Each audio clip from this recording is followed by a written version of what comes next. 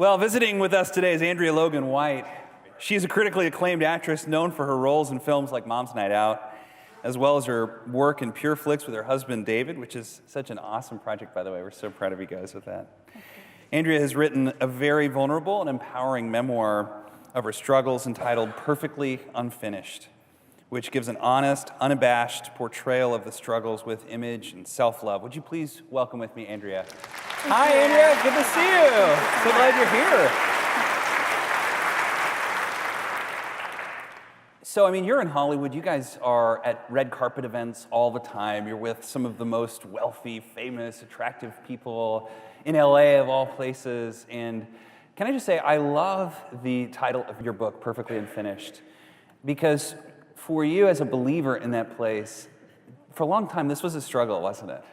Yeah, I mean, since childhood, when I was growing up in the cornfields of a small town outside of Chicago, I felt invisible, and I felt like I could never be enough, and so it was, fast forward to Hollywood, and Hollywood is great at telling you what you're not, and God is great at telling you what you are. That's right, yeah, good word. So, did you grow up in a Christian home? I didn't. I mean, I did the Christmas, the Easter, Sure. and I thought Jesus was some dude up in the sky. And, so I didn't grow up knowing Christ and having that foundation of the Father's love, which is key to everything. Yeah, and so in your book, you talk kind of about the story of discovering that love, but it was a long kind of struggle to not only believe that God loved you just as you were, right, but also even to find your place in the world, right? You often felt like you weren't enough, and that led to all sorts of struggles in your life.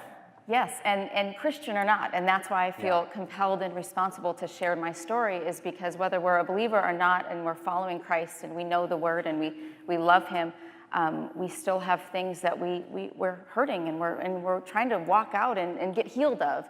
Yeah. And I was really great at being a champion of self-destruction, and so that was something that I had to learn to be unfinished and surrender all of my imperfections to God until I could finally just be okay with the mess that I am. Yeah. Why do you say unfinished? Well, I feel like this describes something that I've been searching for my entire life, that I could never attain the lens of perfection that I always expected myself to live up to. There's always somebody smarter, prettier, wealthier, that's Sure. reality of life, right? Sure. But, we will always be unfinished till the day we meet Jesus. Yeah, and so good. and Yeah. the perfect one lives inside of us, and it's His job to perfect us, as opposed to us trying to be, perfecting ourselves. And He allows all of those things to be on our knees and to keep seeking Him.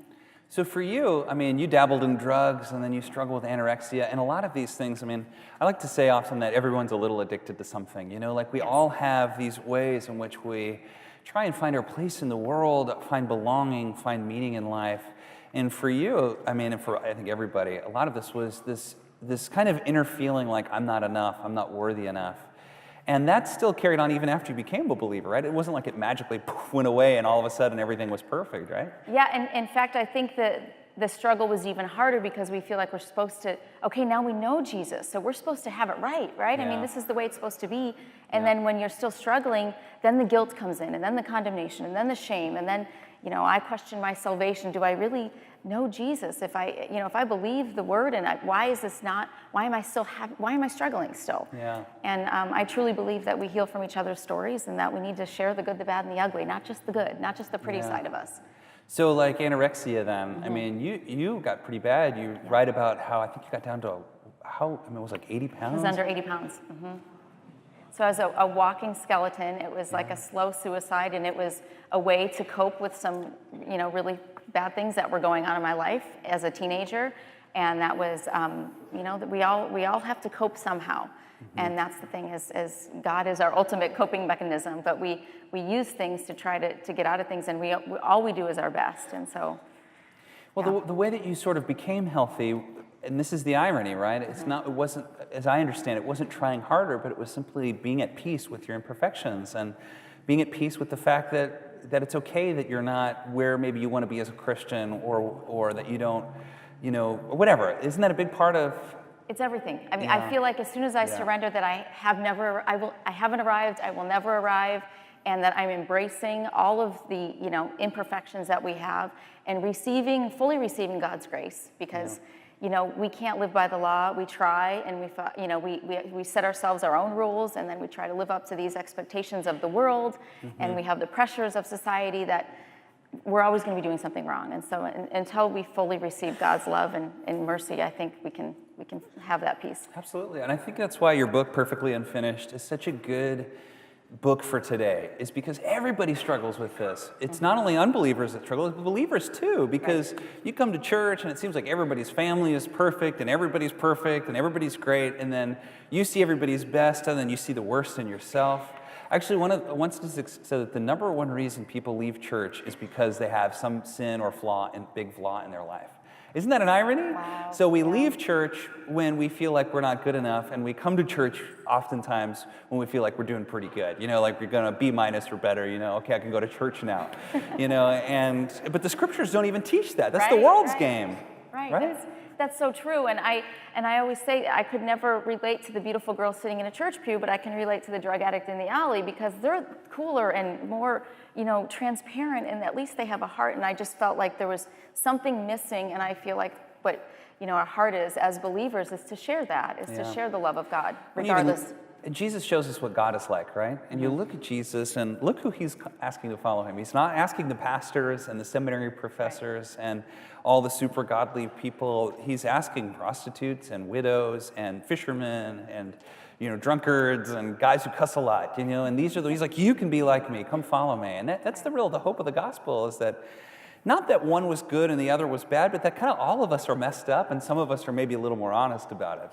That's right. Isn't that a big part? That's a big part of your message, isn't it? It's so much of it, and that's the beauty in relationships of having each other, is when somebody's actually looks like they have it all together, you're like, wow, they're really shallow and boring. But when you actually connect with somebody, you're just like, you love them more, and God's love shines through them, and there's compassion there. Yeah, and that's what God wants. And of course, you're not saying it's good to sin, it's good to hurt, but what you're saying is like, look, all of us are imperfect, and we're unfinished, as you say, perfectly unfinished. And I think that's just a great way to say it, that no matter where you are in your life, God's not done with you. That's right. And he'll do the finishing, and we can be at peace with where we are, right? That's right, yes. I don't condone sin, but I condone God's love and receiving God's love, yes. And so all the people here in church and the millions listening around the world, if you just had one thing you'd say to that girl or that guy who's just really struggling with their sense of worth and belonging, and they just need hope, what would you say to them? I would say, come as you are. Come to Jesus, come as you are, with all of your flaws, and he is the ultimate, he's the healer. And the world wants to judge you, but God is a loving God, and God loves you, and he doesn't judge you. Well, the book is called Perfectly Unfinished. The author, acclaimed actor, director, and manager of PureFlix and other venues. We're just so happy to have you here. Andrea Logan-White, thank you. Thank you so much. And can't wait to see how this book is going to change people's lives. Thank you so much for being here. We love you guys so much. Thank you.